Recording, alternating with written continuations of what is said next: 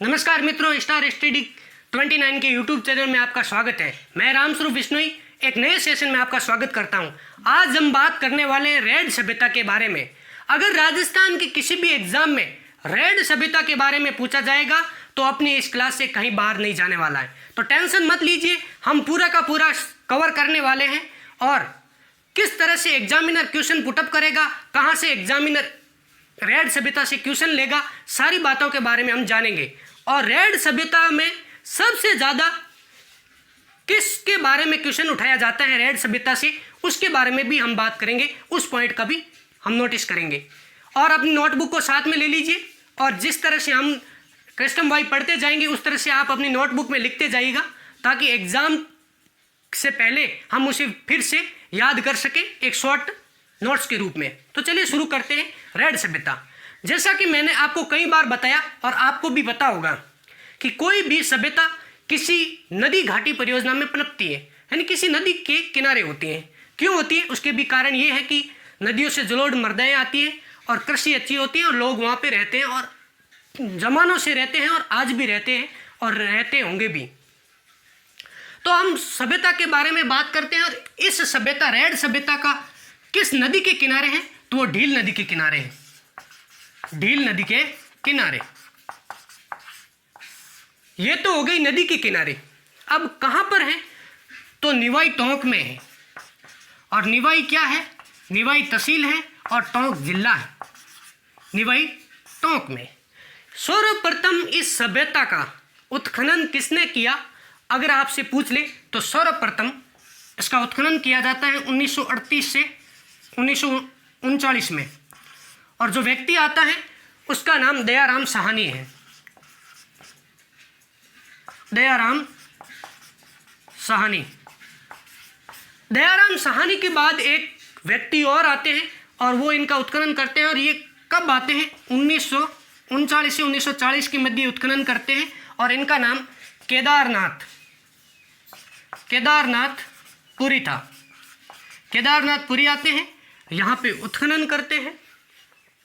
अब हम बात करते हैं रेड सभ्यता से, क्योंकि सबसे महत्वपूर्ण क्वेश्चन यहीं से बनते हैं।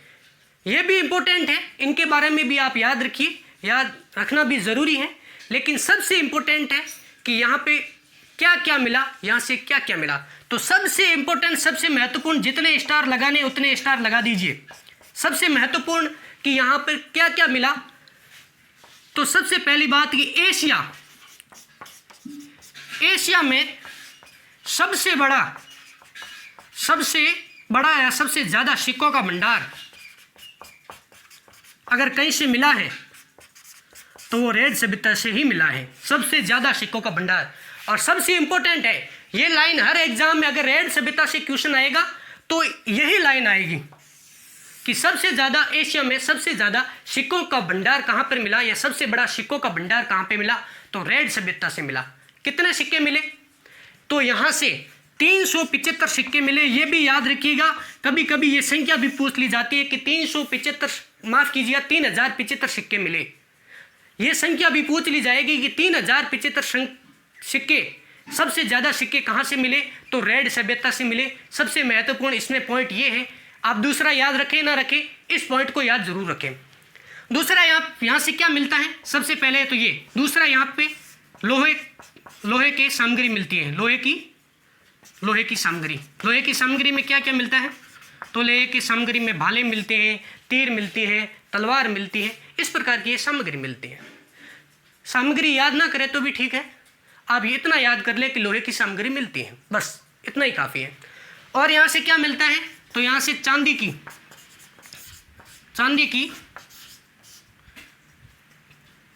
5 मार्क मुद्राएं मिलती है। 5 मार्क मुद्राएं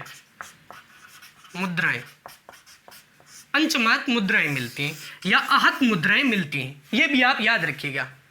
देखो हमने क्या क्या बात करी थी कि एशिया में सबसे ज़्यादा सिक्कों का भंडार कहाँ पर मिला, तो रेड सभ्यता में मिला। यहाँ से एक और क्वेश्चन भी बनता है कि प्राचीन भारत का टाटा नगर किसे कहा जाता है, तो रेड सभ्यता को कहा जाता है। इस बात को भी आप नोट कर लीजिए। प्राचीन भारत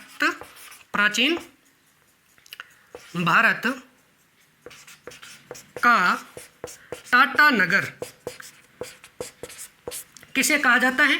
तो रेड सभ्यता को कहा जाता है। यहाँ से ये दो बड़े बड़े क्वेश्चन निकल रहे हैं जो हर एग्जाम में पूछे जाते हैं।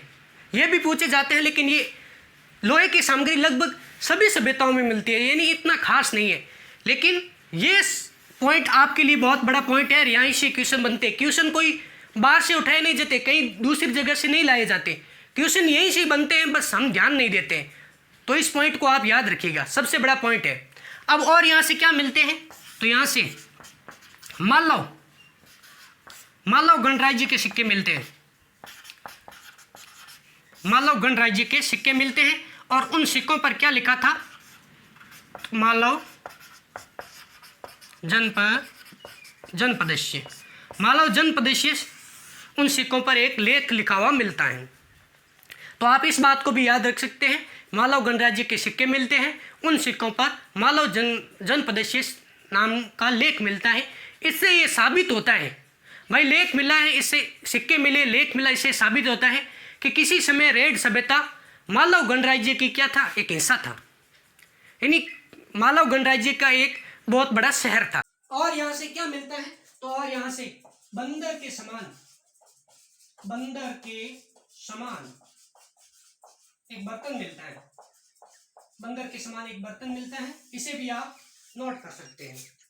और यहाँ से क्या मिलती है? तो यहाँ से आलीशान इमारतें मिलती है, मरण मूर्तियों पर मथुरा कला की छाप मिलती है। मरण मूर्तियों के लिए अगर पूछ ले आपसे कि मरण मूर्तियों के लिए राजस्थान का कौन सा गांव प्रसिद्ध है, तो वो मोलेला गांव है। और ये मोलेला गांव कहाँ पे है? तो ये मोलेला गांव राजसमंद में है। इस बात को भी आप ध्यान में दीजिएगा। यहाँ पर एक अपोलोडोटस का चित्रित एक सिक्का मिलता है, खंडित सिक्का मिलता है, हवन सिक्का मिलता है। तो ये था रेड सभ्यता के बारे में। आज हमने रेड सभ्यता के बारे में जाना, एग्जाम में किस प्रकार के क्वेश्चन पूछे जाते हैं। तो एग्जाम में मैंने जैसे कि आपको बता भी दिया है, सबसे बड़ा क्वेश्चन यही से पूछा जाता है। सिक्कों की संख्या पूछी जाएगी और ये पूछा जाएगा प्राचीन भारत का टाटा नगर किसे कहा जाता है। और ये भी पूछा जा सकता है कि एशिया में सबसे बड़ा सिक्कों का भंडार कहाँ से मिला। बस ये पूछे जाएंगे। तो रेड सभ्यता के बारे में बस इतना ही। आगे की सभ्यता के बारे में आगे की क्लास में पढ़ेंगे। तब तक के लिए थैंक यू, शुक्रिया।